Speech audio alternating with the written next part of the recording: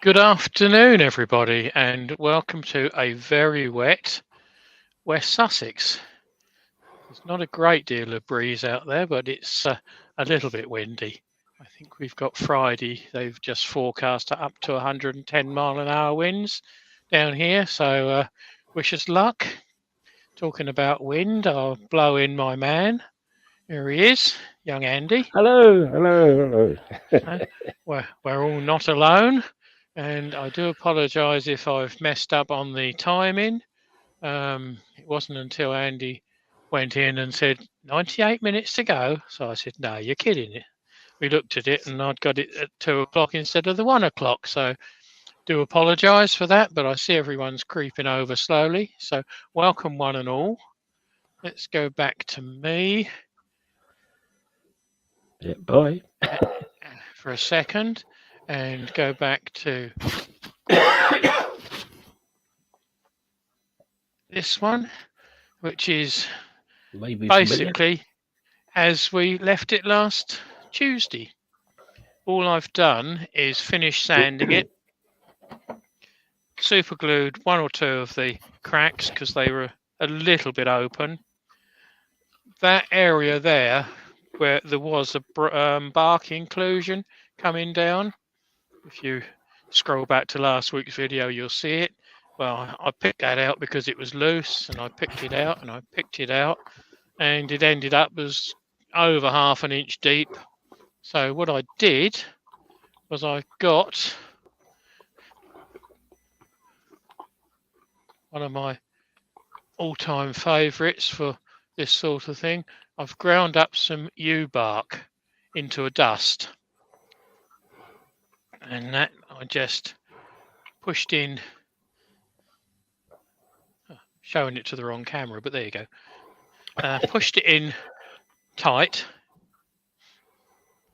and then dribbled super glue on it.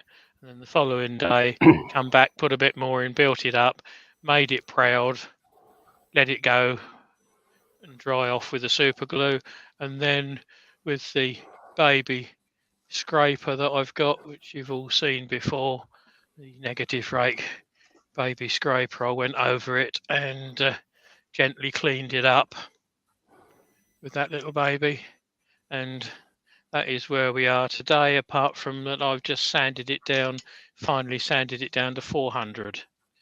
So I want to part finish the back before we go any further. So something that I've never used before. So a bit of a newbie to it. And I was just talking to Andy, and he says, "Well, I've got some, but I've never used it." So it's going to be a trial and error thing as much as anything. If I can get into the pot, that's got it, because they've got these kiddie-proof locks on them, Yeah.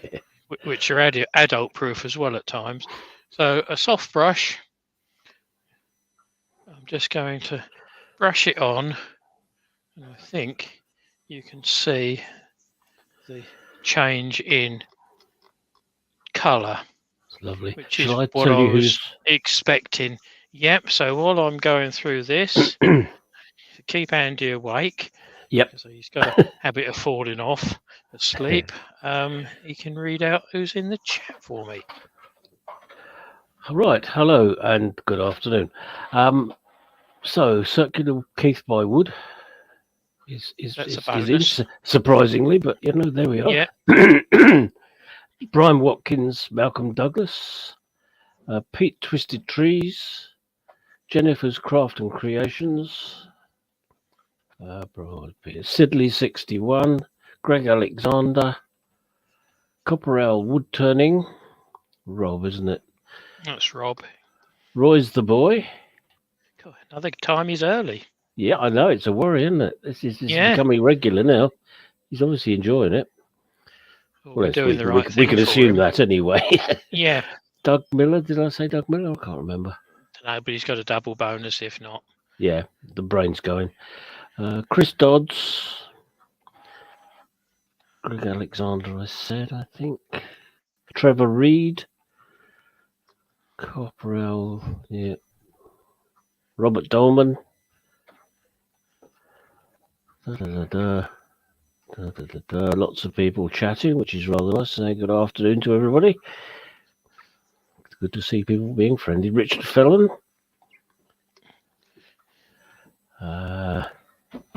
Hodgepodge. Hello, Robert.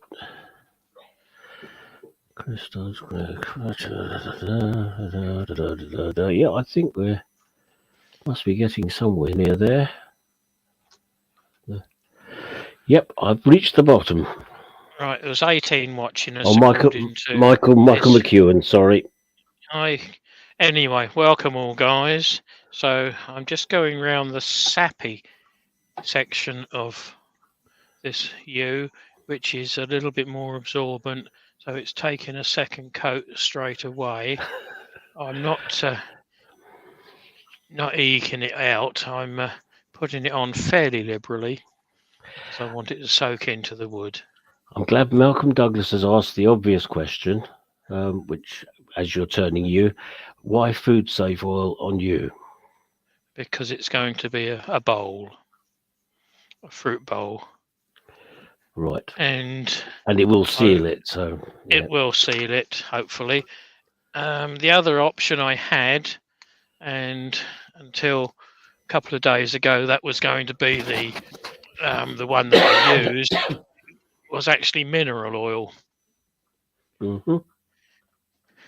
I've tried before to get a nice wax finish, but with sticky out bits like this and this and that flapping around, it's not the easiest of task to... It's going to be a brush, isn't it? Yeah, to wax it and get a decent finish on it. So that's why I plumped for an oil. And as it's going to be a fruit bowl, I can't see an issue with that.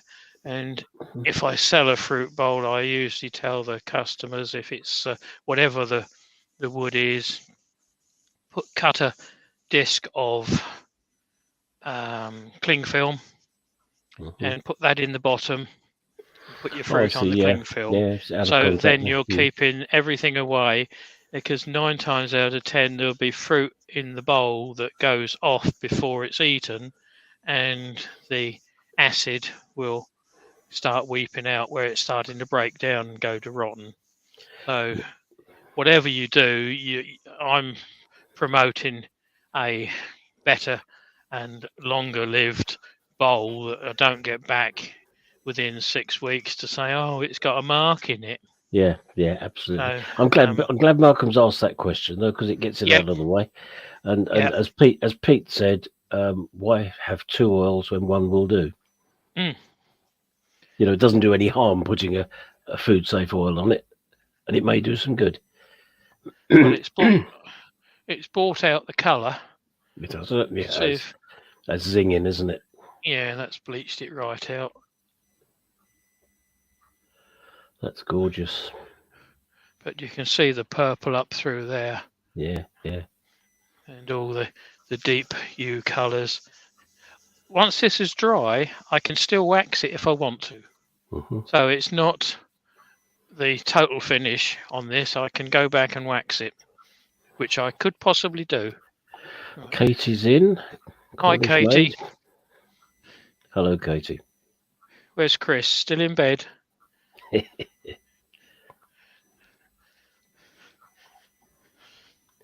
hope he treated you well last night, because he took her out to lunch or to an evening meal. Very nice too. As it was Valentino's Day. That's gorgeous. Right, so I'm going to take out the 4-prong drive that we've been using to drive it with. And if we've got that right, that will then hold. I'm just going to pull it tight. Oh, that's tight. Tail stock up to it, so that it is spot on the middle. So I can nip that down on both of the fixings, tighten in places. I'm going to get rid of the drill off for the tail of it, so that doesn't end up on the floor. I think I can... No, I'm going to leave the tailstock up for a little bit of support until such times as I've got it sort of round. Because when I put tool rest in a second,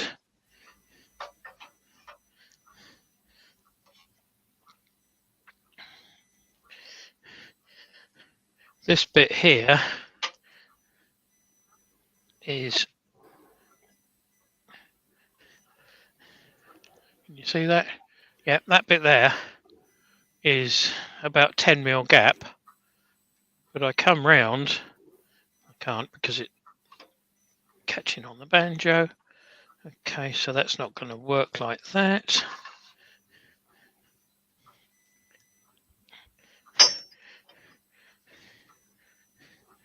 So we put the banjo the other side. Clive Rogerson is in. I'm going to get that through there. Just about. Okay. So what I've done is I've got the banjo, the headstock end, and I've just swung it past enough so that you can it clears. Clear it, can you? Yeah, it just clears. Yeah, we can't see down the bottom. Can't see down the bottom there, sir. Not a lot of spare, but oh,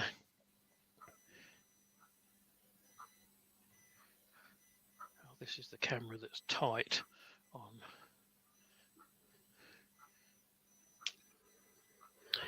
Christina Michael Heselton are in. Hi guys. So that now and clears. Real simple things as well. Hello Baz. Lunchtime. Right, that clears, so we're laughing now. So I'll just put the tailstock up for a little bit of support. Glasses on.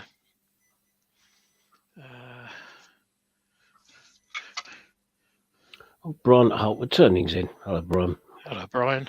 So with that bit coming over, just missing the tool rest, I've got a long way to go before I can get down to this bit, which is an inch below it. So wish me luck, guys. It's going to bang a bit as it goes round. See what speed I can get out of it. So fingers tailstock side.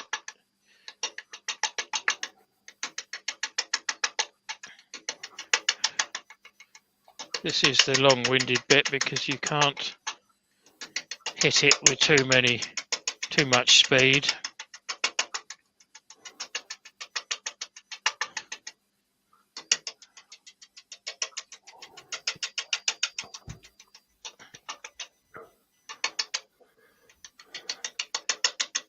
I can't even see the edge.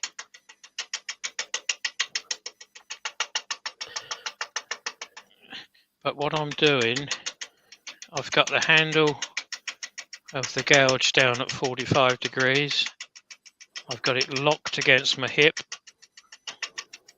And I'm gently easing through.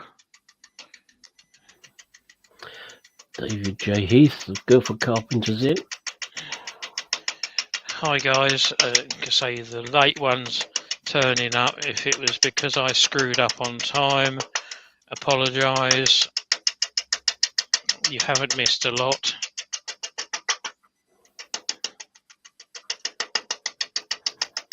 As yet. Terry Hooper's in. Hello, Terry. Hi, Terry. Must be too wet for fishing today then. So now I can get the tool rest in a bit tighter. I've got 3/4 of an inch there, so I can win a bit there, which takes the bounce out of it as well. But while we're static, I'm pushing in from the edge. I've got the handle down at 45 degrees. So that it's right in to my hip. You can't see it, but you'll have to You'll have to believe me. We can see it's down at the angle. See at the angle. So I'm rubbing the nose and at 5 past, and that is my cut, about 5 past. So I'm not going in level because that's just too aggressive on the nose and too aggressive on the cut. So it's a sheer cut. Roy's the boys asking how old your lathe is. 20. Something like that. Rob CP's in. Hello, Rob. Long time no see. Hello, Rob. Yeah. It's not the age of the lathe, it's the age of the turner. That's more of a problem. If you look after things, they do last a fair time, particularly the older stuff, and this is one of the older ones. I had it from new. I bought it from Terry down in Kent when he was running the franchise for Polewood. So we did get a reasonable price because we bought one for the Amberley workshop at the same time, or soon after. So there were 4 lathes that were bought in fairly quick succession. So he did offer me a reasonable discount on this as well. Plus it had been in their showroom as a demonstrator.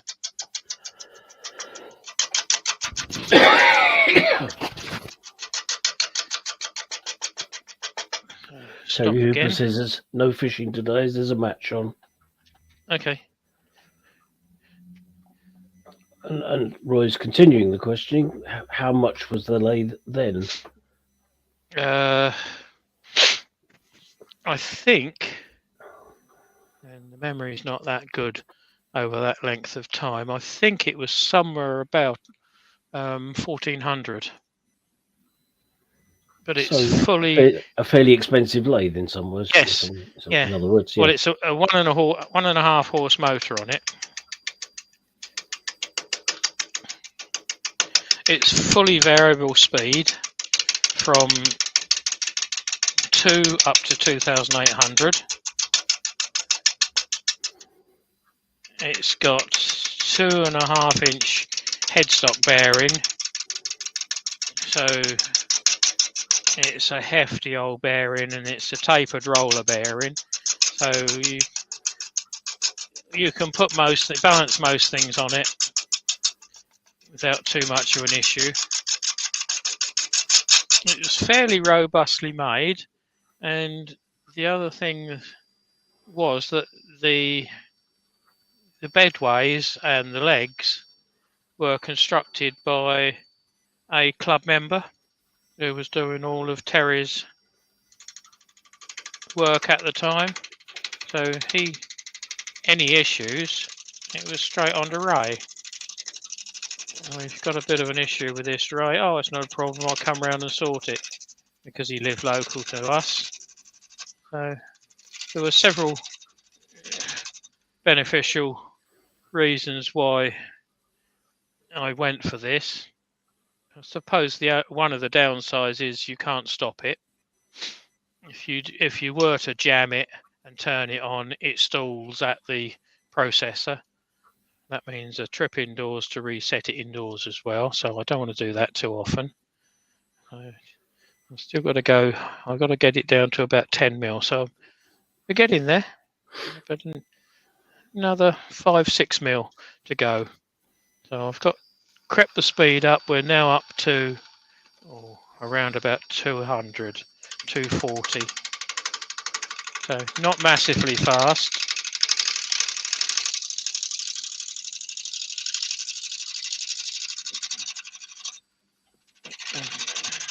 And it's a controlled cut all the time. Find the edge. There it is. John Scarborough's in. I missed him. Apologies, John. Welcome.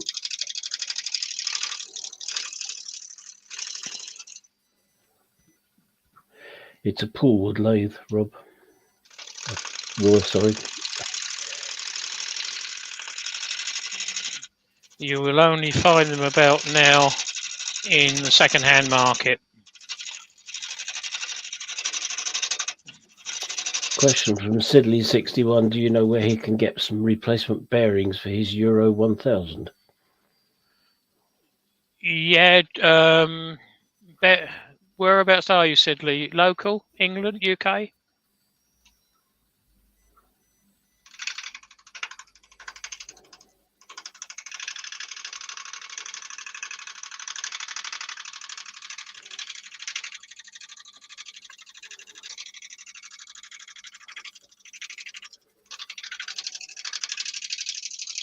Doncaster, right.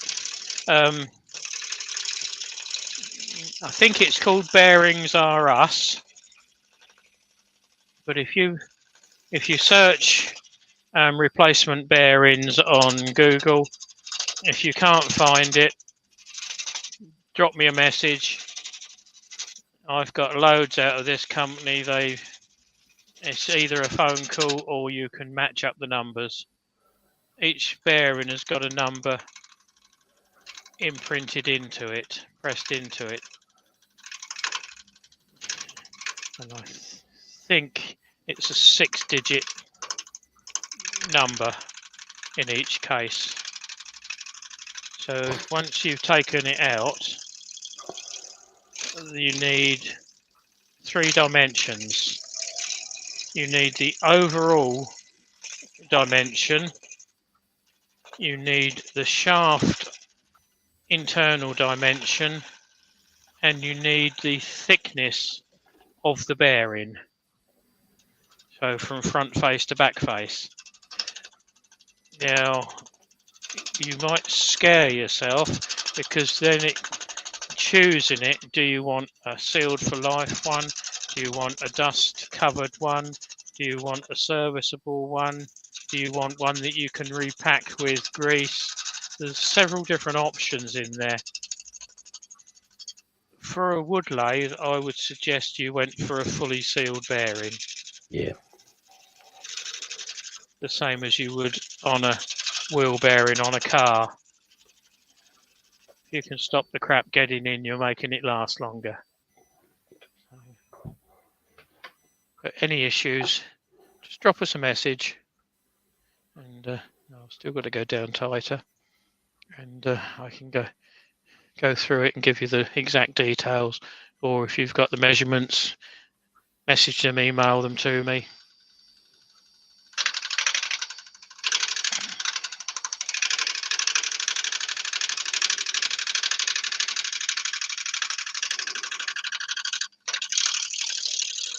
It's always the slowest bit of the turn, doing these ungainly wings.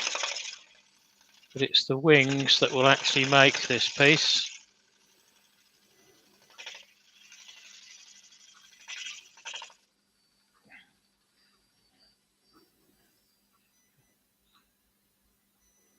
It's really hammering down here now. I can hear it on the tin roof. It's working on it, isn't it?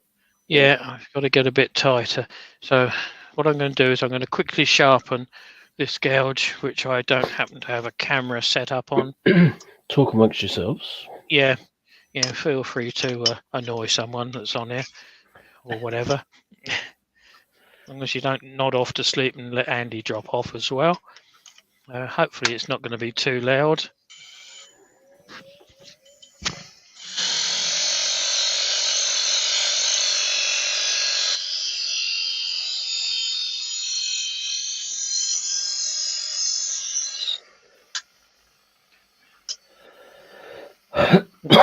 Right, that's me done on sharpening, so back we go.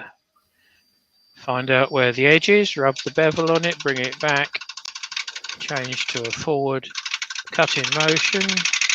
Twisted Trees says he has a feeling that Bearings R Us may be closed down. But the same advice for any dealer, basically. There are lots of them around. The one I bought was still going 6-8 weeks ago. All right, okay. Could be Bearings Direct then.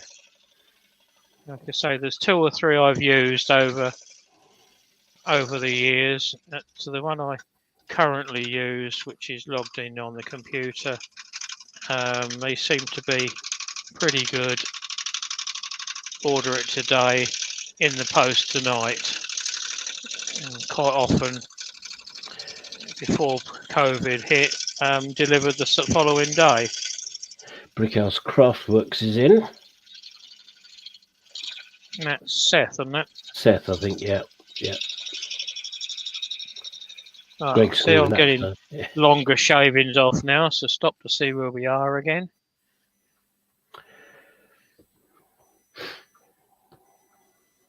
We're getting close.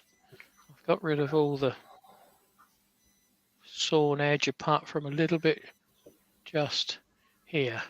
Let me pull the camera up so you can see a bit more of it.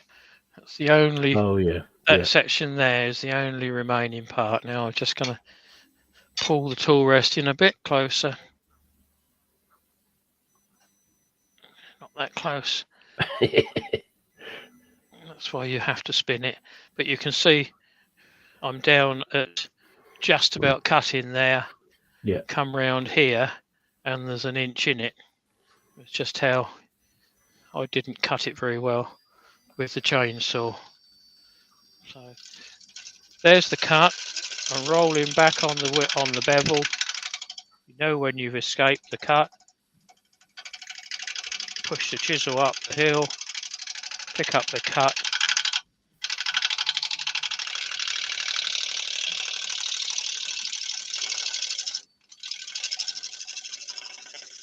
There is a bit coming off, but there wasn't much.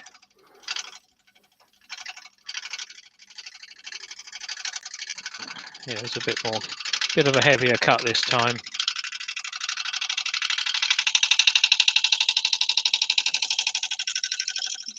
This is the cut where you need to be confident. No mamby-pambying with it. You hold it positive, but don't hold it tight. Or don't put too much pressure on it. Let the wood coming across do the work. So let's see how we are now.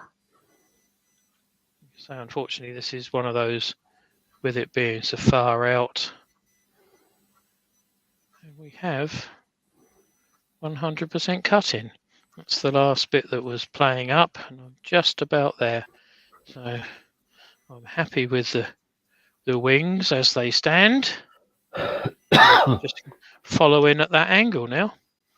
Now it'll get a little bit quicker.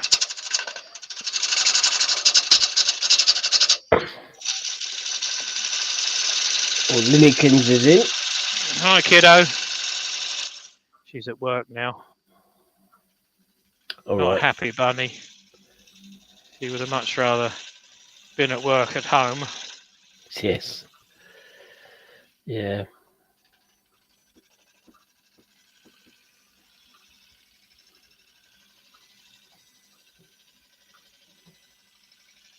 Right, I'm leaving those 2 lines there to give me an indication as to where I want the wall to be. So the first one is a bit too far over, I think. It's going to be fairly heavy, the wall, but I can always take a bit more off once I get going. Let's go for the outside one to start with and start hollowing down there. So,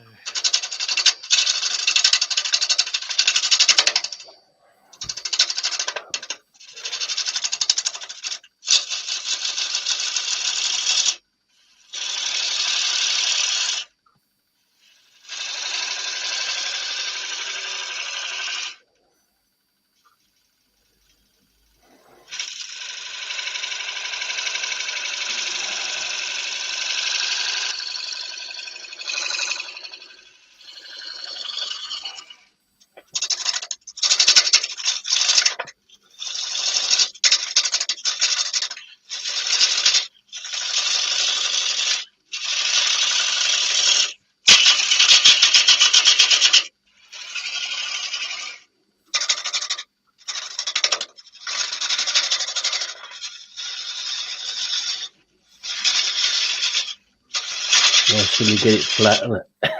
Sorry? Nice when you get it flat. Yeah. Yeah, well, once I've got it flat and a little bit of weight out in the middle, I'll take the tailstock away.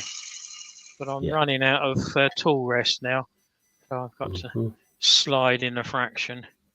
I'm coming off the end before I get to the centre. So, nope. No, that's catching underneath, you see now. So. Yeah, I can see it.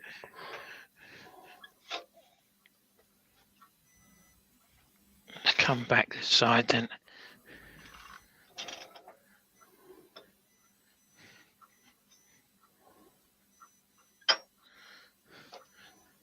That would do.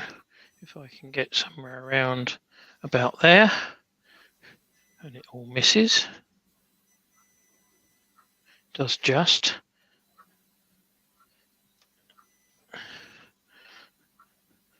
This is what amazes me. Some people are reluctant to experiment with the banjo.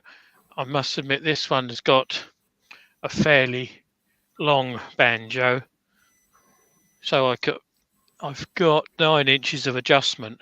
I can come out 9 inches. But you think that it's got to be set square. It's got to be set square, and it hasn't got to be set anywhere. It's got to be set so that you can actually use it as a platform to rest your tool. Irrelevant as to where it is on the bed bars. So I'm just going to get this down to round, leave a little bit of a pimple in the middle, and I can be relatively aggressive once the cut starts. There's an 8mm cut on a sharp tool. Once the bevel picks up, spare hand. This one's only holding it down. It's not pushing it.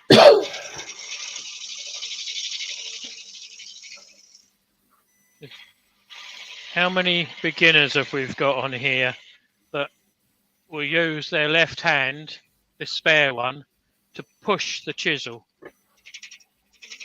Because if you're pushing it with the hand that isn't on the handle, you haven't got control on it. You're not rubbing the bevel. This will cut forever and a day.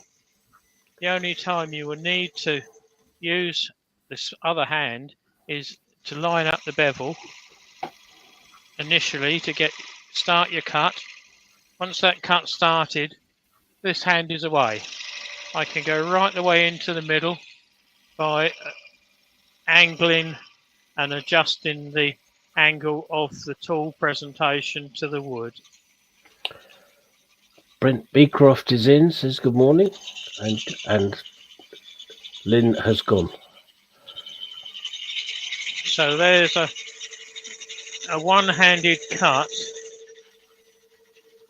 from the very edge to where we finish there. It's not showing off, it's just proving that you don't need this hand once you've started. Now there's a perfectly, well, you could sand that at 240. That's how good a cut that's left on there. And if you're getting tram lines on it, if it's coming off like an old 78 record, the answer is you're not presenting the tool right. So,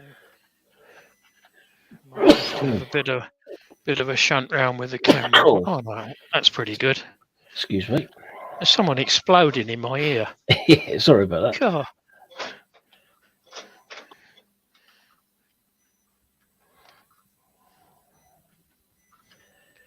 If that's the worst of my trials, then I'll take it.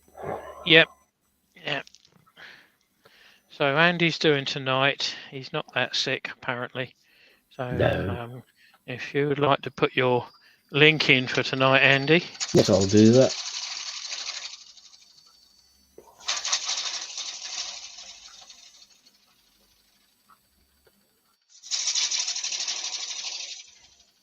So hands is only literally holding the chisel down, stopping it bouncing. Right, that's Finishing my cut right through the middle. Link there. Well done. And Lawrence Bagasia is in. Hello, Lawrence.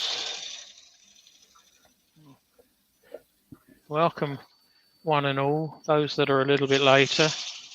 If that's down to me, I apologise. I hadn't realised that I'd set it for 2. So they're early.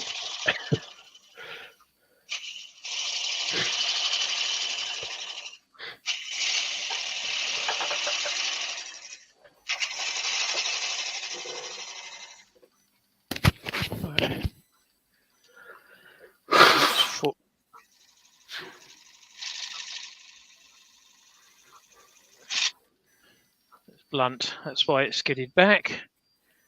That's how aggressive this U is. I'm going to sharpen this one because it's easier than going backwards and forwards.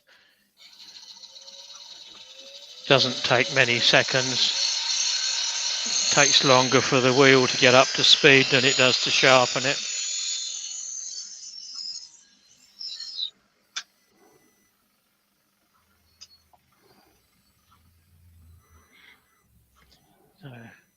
So we're sharp again now. Right. Bevel pointing in the direction of cut. And that's the difference it makes.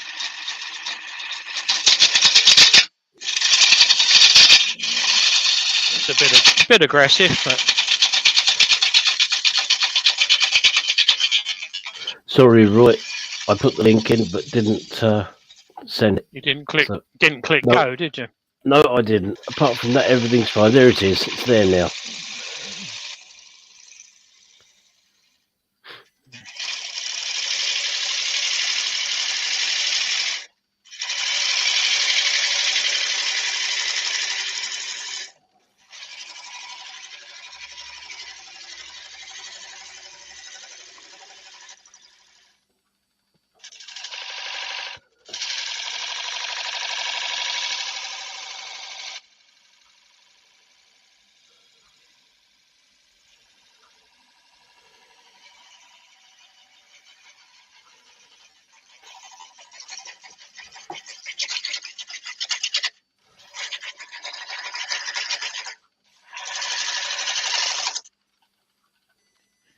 Now, the other reason I'm not getting massively long shavings is because this is the center of the tree.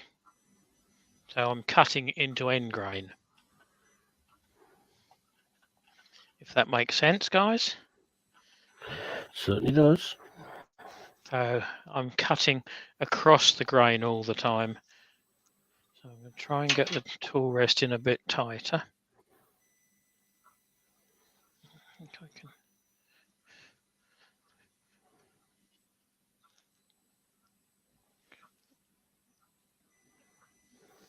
It's all down to fractions when you're setting up a tool rest with sticky out bits like this on it. But it's well worth going through the motions and checking that everything is free. And that's why it's grabbing a bit at the start of each cut. Roy's the voices. What wheel do you use, Keith? I've got a CBN 180, 6-inch.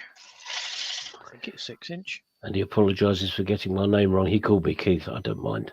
I'll answer to anything. We usually answer to both names, don't we? Yeah, absolutely. Even or you. Oh, preferably or you, yeah.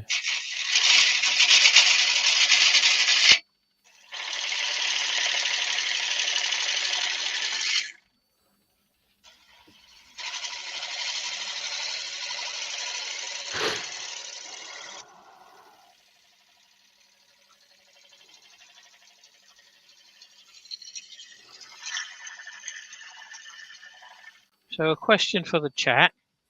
What am I doing wrong?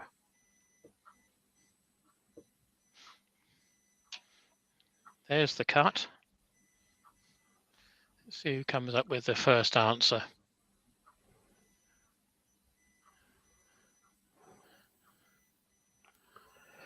Yep.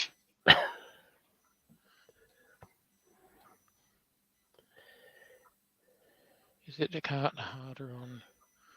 Yes, it is, Roy, because you're cutting end grain, but that's not the correct answer. Not the one that I was looking for. And I don't know whether you can see that. That is a branch inclusion. That's the other side of where I filled it with the brown filler. Oh, right. Those that were in. I'll give it another few seconds, and then I'll tell you the answer. Just want to make this a little bit thinner on this outside wall. Rob CP says you should go from centre to rim if it's end grain. Spot on, Rob. Yeah. I had a feeling he might get that because I know it's one of his things.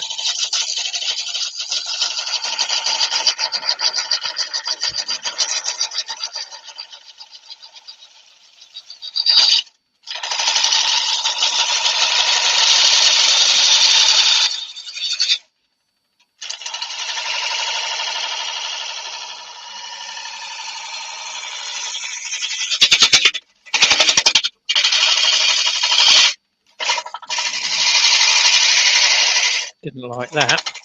No.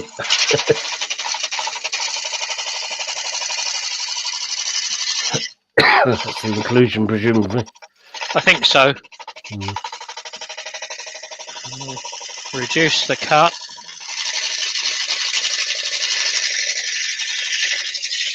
Clinton Wood dances is in. So yes, Rob got that right. I should theoretically be cutting from the centre out. Left a little bit of tear out there, but I think it was that inclusion just there that was throwing me.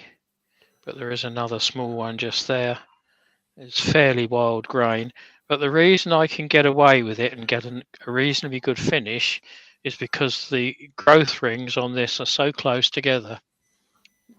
Can't really see it on the camera, but there's 1/16 of an inch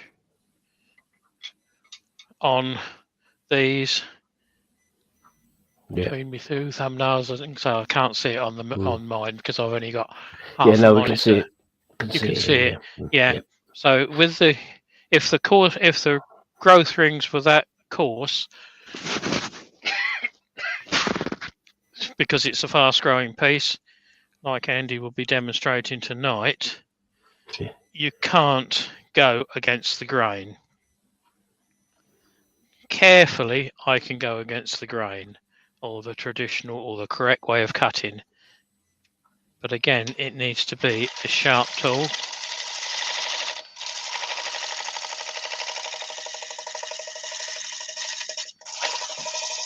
Not chasing the tool. The least sanding that I have to do on this, the better. I can feel it bouncing. Can you hear it bouncing? Hear it knocking?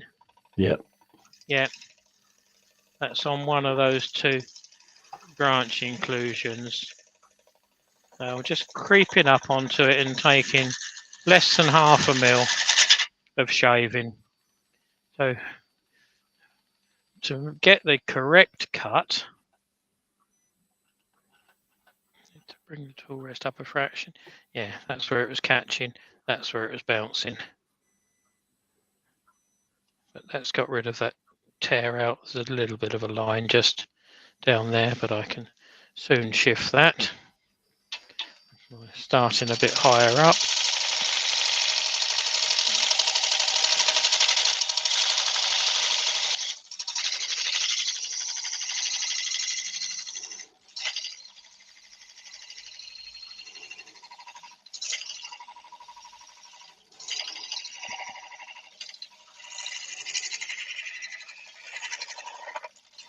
Roy's the boy asks, can you use a scraper to finish going end grain? Yes. Yeah, you can use a scraper to do the whole thing if you wanted to.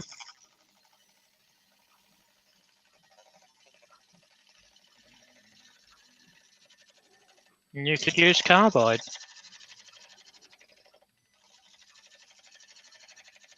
I quite possibly will use a scraper just around this section, because it's not playing ball with the gouge.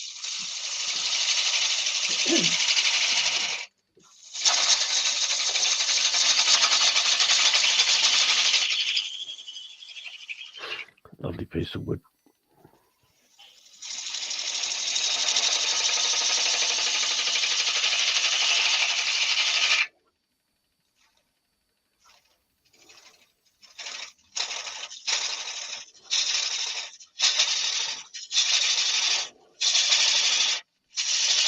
Oh, Chris Bailey Woodworks is in. Says hello, Keith. Hello, Chris. I think everyone that's in today has subscribed to my channel.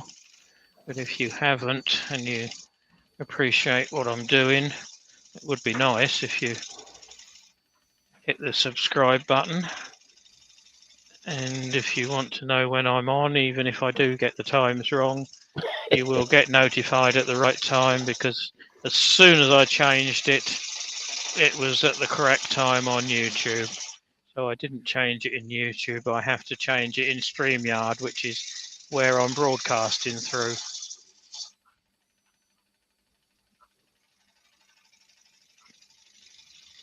So anytime I go live, if I do a pop-up, which I have been known to do, you will be notified. You'll get a ping on your phone if you've got it set on your phone.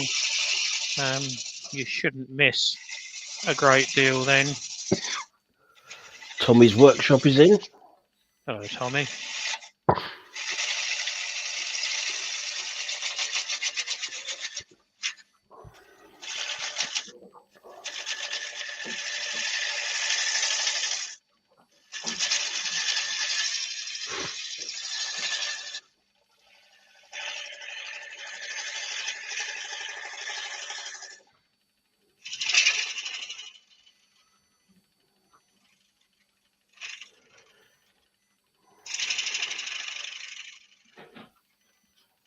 Some very hard bit just in the middle there, which you'll see with the colour. Yeah, right in the centre. Yeah, right in the centre of the tree. But that's not too bad a finish in there. And I've broken through the side there. See it there? Yeah. Which is okay. Don't have an issue with that. So how deep are we? Oh, we can afford to go another ½ inch deep. So.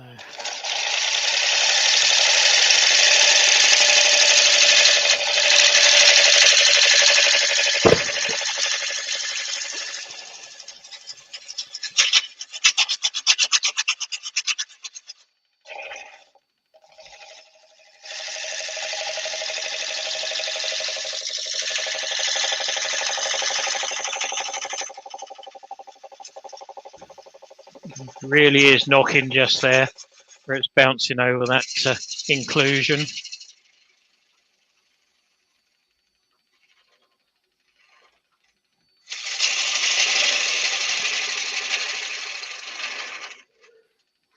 Let me put tool rest in a bit.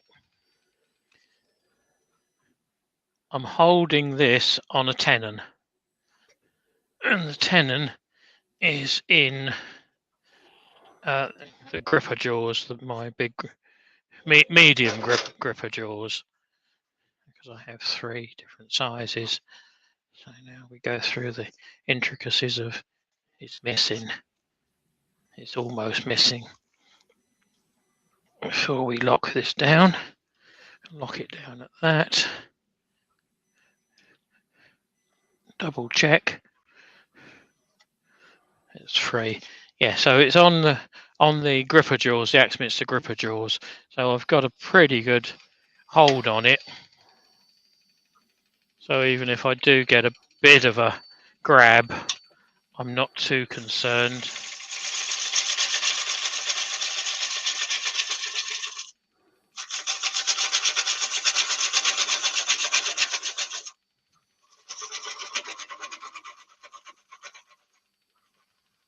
And this is one of the only times I would turn on a tenon.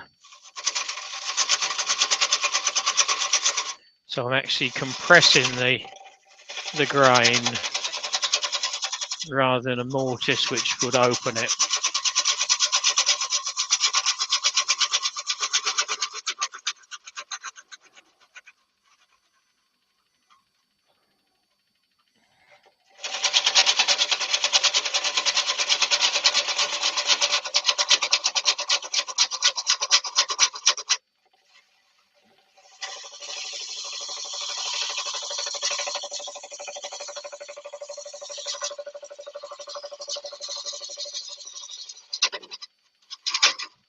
I need a bit more meat behind the handle.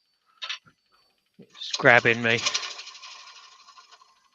Overkill, but it's not doing the grabbing. This is an inch gouge, inch bowl gouge.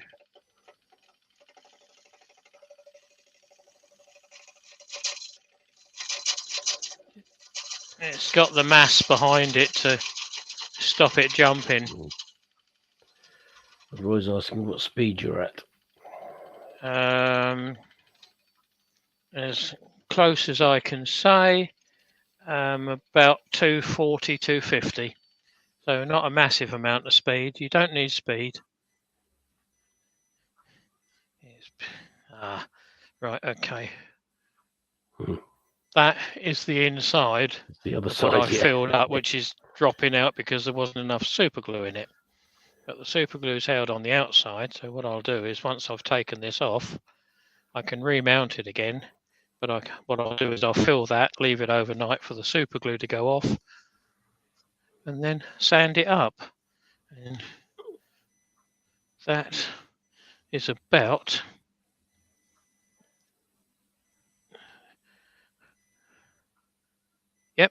that's the full depth.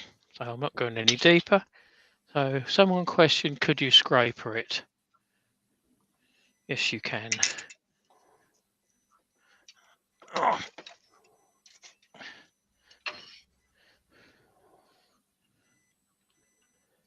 So we bring the tool rest well above center. There's center, so I can actually come a fraction higher. Now I'm going to drop the speed back a fraction. Yeah, I think it was Roy was asking. Yeah, so this is a traditional scraper. Just got the single bevel. That's a bit too high now. That's right, it's only my knuckle on the wing. Right, trailing. Gently pull it through. It's a little bit grabby just there.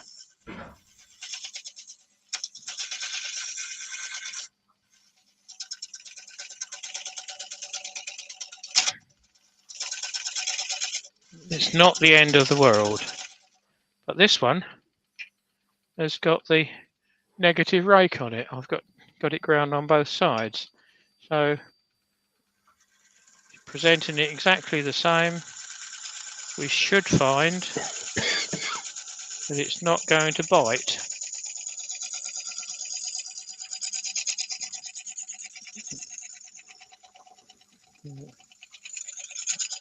And it's a slightly finer cut it's taking off.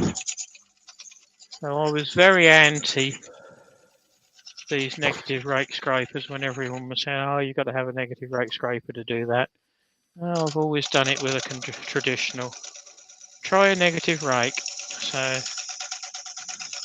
this was an inch and a quarter, whatever it is, inch and an eighth. Standard scraper. I put the second angle on it and straight away I realised, yep, you are all right. me being a bit anti.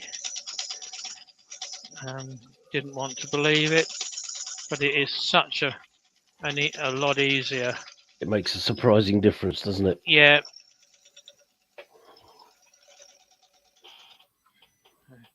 So that's the difference between the two on the same piece of wood, so that hopefully you would see it. And if you've got a traditional shape scraper, this one is actually a little bit flat now. It wants putting on the stone again, but this one's ground at 45 on both wings. I've got a long wing on one side and a shorter wing on the other. Doesn't make any difference. That's how it cuts. But that one, all I would do is just turn that flat down on the platform on the grinder and just radius it round and put a second bevel on it. So yes, it does make a hell of a difference. So, need to come back a bit with the tool rest. There's a bit too much overhang.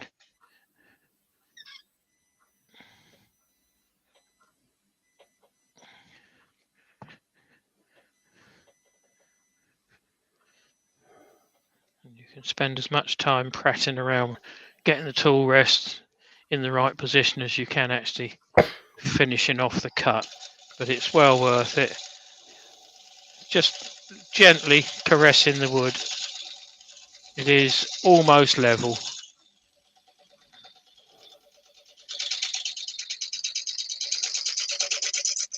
All my left hand's doing is holding the tool to stop it bouncing on the tool rest.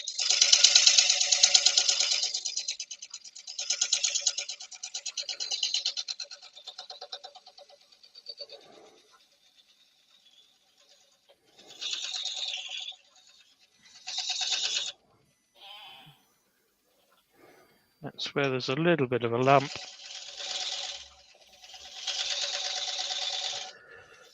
Lucky old you, Roy.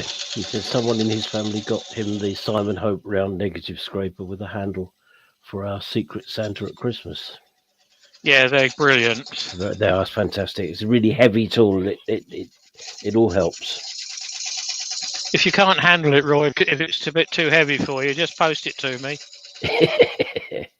It was the one that actually persuaded me about the value of a negative rate scraper, was the Simon Hope one. But I'm set up on traditional steel HSS, so I'm not going to reinvest in something not at my age in life, so that it gets tossed in the bin when I go. I've just got a few little lines just down here, which I need to ease out. But coming up to nearly the hour.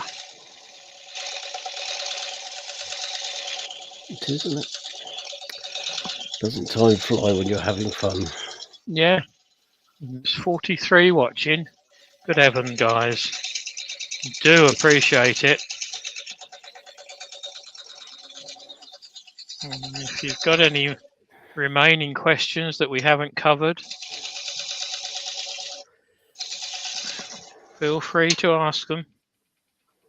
You'll either get the correct answer or something sarcastic. There's no additional fee for a sarcastic answer.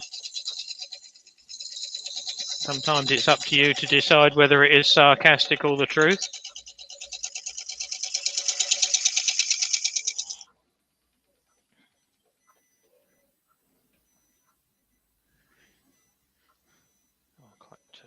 Quite pleased with that, although I've still got a little bit just there, inch down from the rim.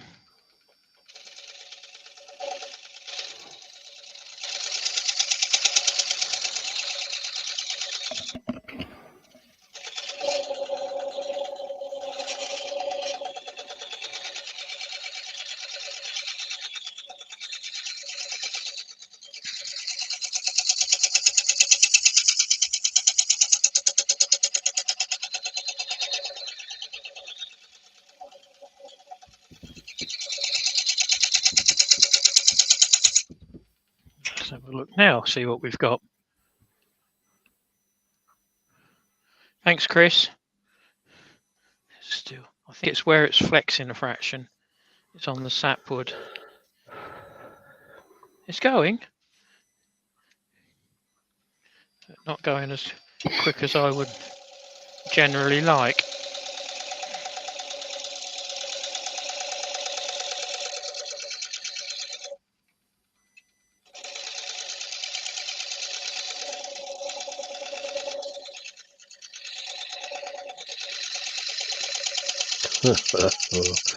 I think Rob's stirring things. Rob CP.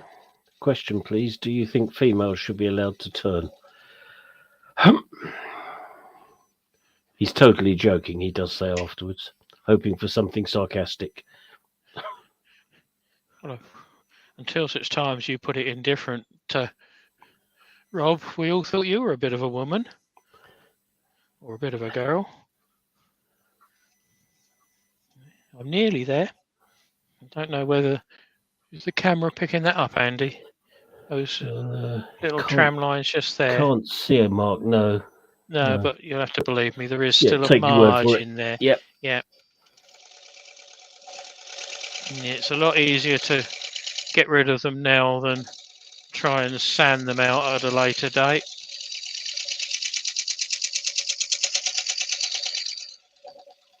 But as it's on the white sapwood, I can understand it flexing a fraction.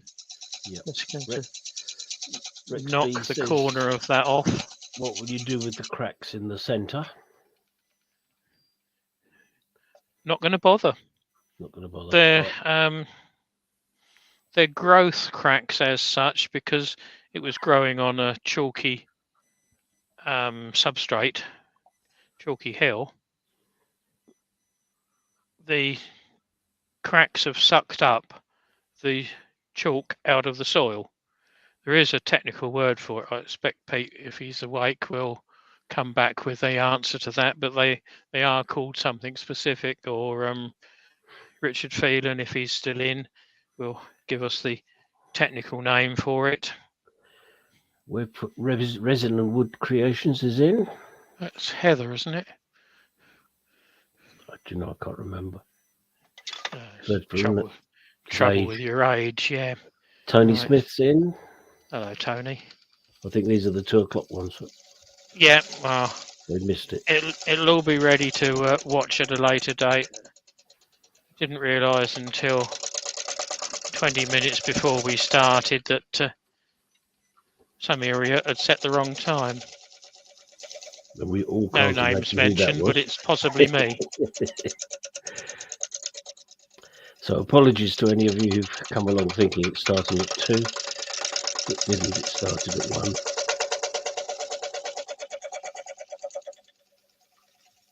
You haven't totally missed the fun. You can go back and watch it. Yeah, and you can see the result now. I'm quite happy, apart from that little bit just there. Mm-hmm. With that, that's come up quite well. It's improved, isn't it? Yeah, that's good. Yeah. And you've got to keep stopping to find out where the issues are. I know I can't press hard because there's nothing behind it. No.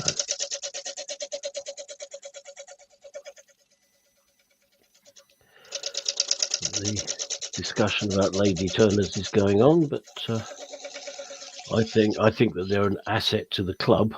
The clubs that I belong to, we've got ladies in both clubs, and they are an asset, no doubt about definitely. it at all. Let's got rid of those. And they do some lovely work too. Just got to come out towards the edge now. Well, I think the answer is they're a lot more delicate than some of us guys. I think, yeah, that's part of it. I think, yeah.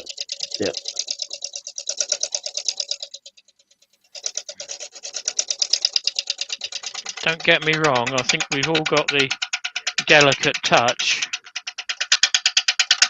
but they have where we can rattle out a bowl in an hour, it would take them 2.5 hours, as an example. Yeah, with rare exceptions, yeah, I agree. Yeah, there's one or two that are as quick as some of us. Oh, that's nice. I'm happy with that. All I've got to do now is sand it. Well, I'm not going to sand it. As Roy the boy says, look at the tiny turner, say no more. Yep, yep. She's just got the height disadvantage. She works uphill, but Yeah, yeah. but she does some fantastic stuff. Right. So let's unearth the mouse. See if it'll work.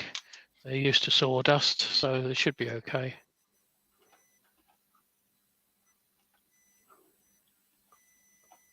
That's good. Let's take my glasses off and I can Sorry, Rex, I actually see a bit more. missed your question. I think it's been answered. Yeah, the wings are about 10 mil. Yeah. So I've got a spigot on the bottom which I shall reverse turn off at a later date. So I can hold it quite easily. I want to, before I go anywhere else, cameras are back to forward against what we can see I'm actually doing.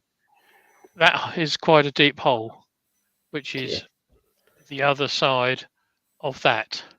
So what I need to do is pack some more bark dust in there, super glue it, remount it, scrape it off, finally sand it, and then finish it with the food safe oil, the same as what I've got on there. And then what I would do is I'll make up a pad that goes inside. I've got the center that's already been pipped and marked, and I can take the bottom off then. So the finished article will be a rocking bowl. It won't rock a great deal, but it possibly will rock down onto this long wing. So it'll sit at a funny angle. It was always meant to be a round bottom bowl, but you can see the colour in there. Not brilliantly, but you can see the colour in there. Yeah, That will all looks better on the bottom. Yeah, reflect from what's coming through on the bottom there. So I think. Lionel has come in and says, "Wonderful piece, Keith." Thank you, guys. I really appreciate you coming over, all 44 of you watching this now. And I do apologise once again for getting the time wrong. That's the trouble with getting older, you get less concerned about things.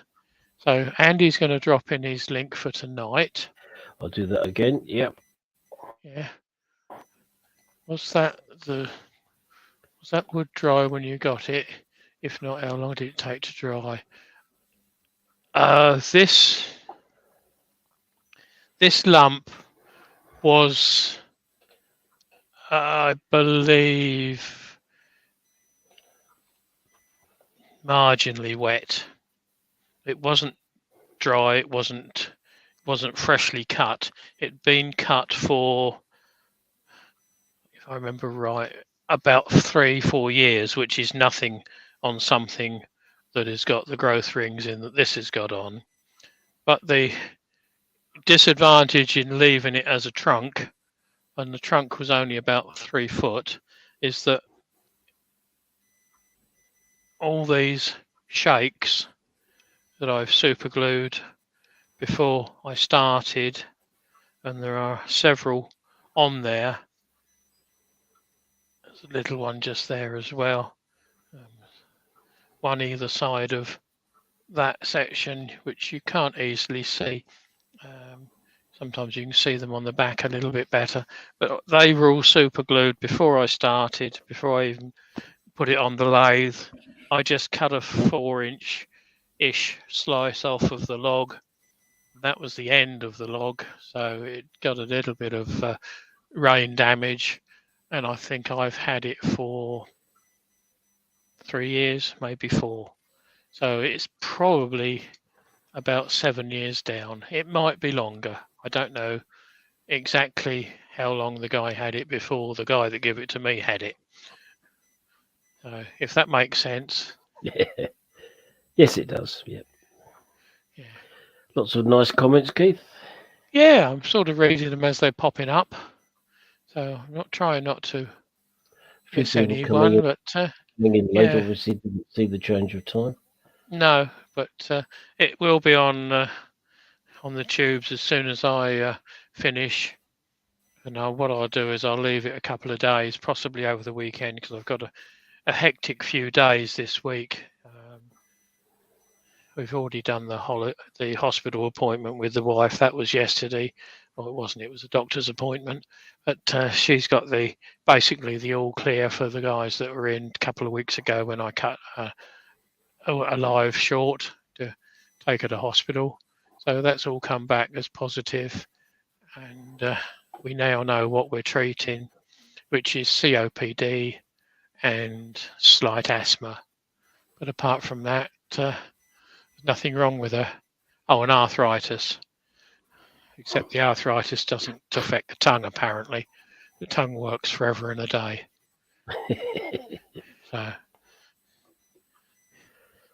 So there it is, guys. Lovely. Look forward to seeing it finished. In its 3/4 finished state. There's about a 10mm, 3/8 of an inch lip. The wall is barely 3/4 of an inch thick,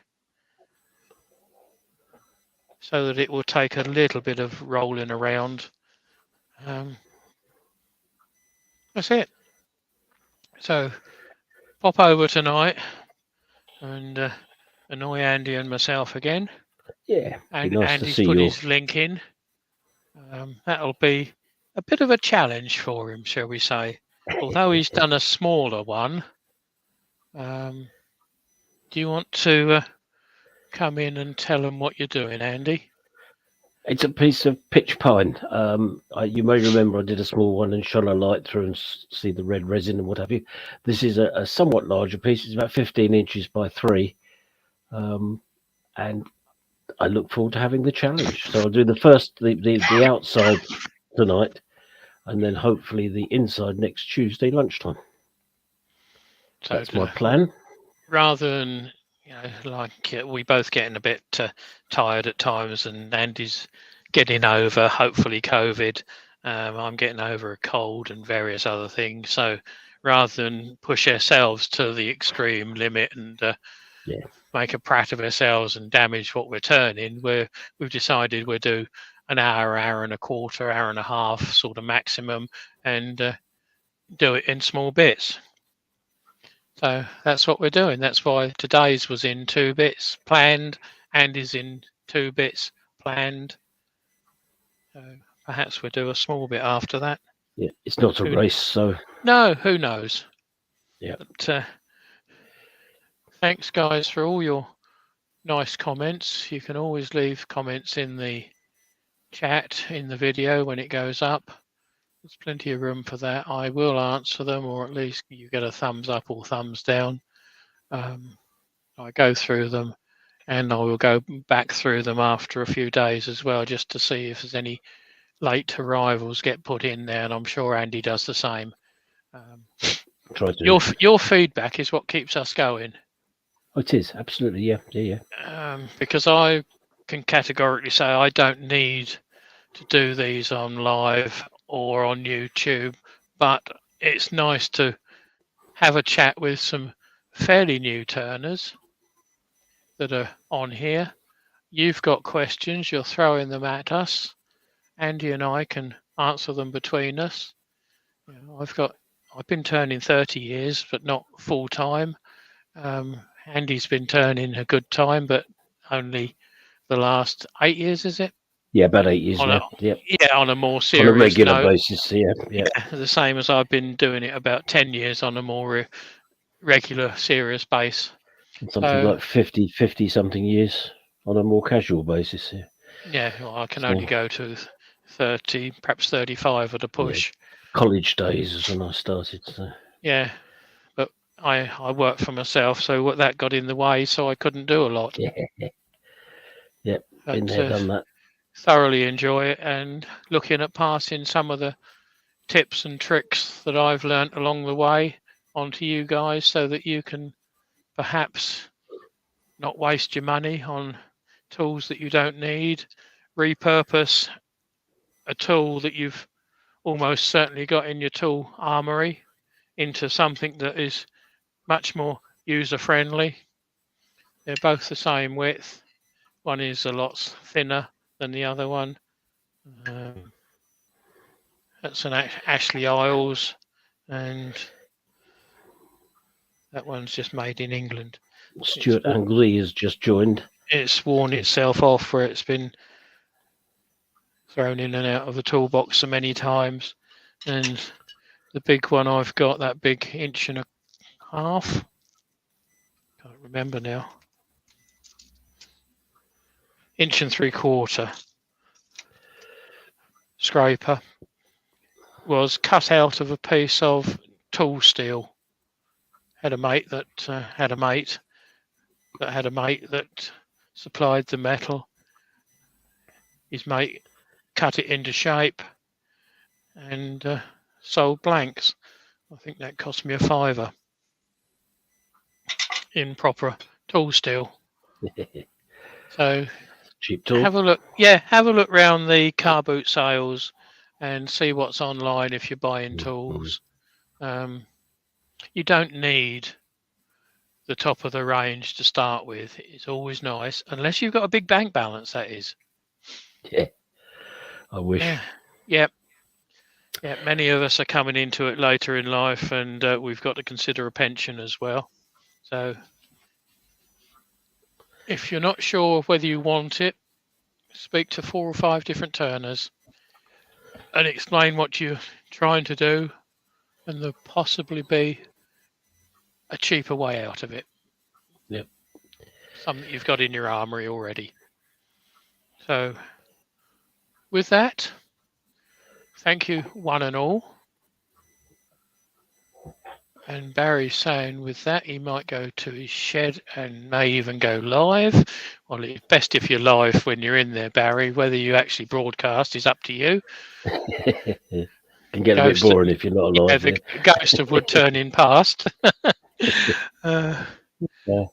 Good. Yeah, thank you all. Well, cheers, everybody. See you all tonight. And you're on at 8, aren't you, Andy? 8, yep. So I can sit indoors and stay warm. It's actually hammering down here now. I can hear it on the roof because I've got a tin roof on this one. But thanks, guys. Appreciate you being here. Appreciate the likes that you put in, and hopefully you've all subscribed both to myself and Andy. And don't ask me who's on tomorrow because I haven't got a clue. But I think there's someone on at lunchtime. Is it Wayne on at lunchtime? But it'll come up on the tubes. If you're subscribed to them, it'll come up. So thank you, everybody. Yep. I'm going to sit down and have a cup of coffee now. So I'm Good going to idea. end the broadcast. So it's bye-bye from me. It's bye-bye from him. Good. And we'll see you tonight. Guys, cheers.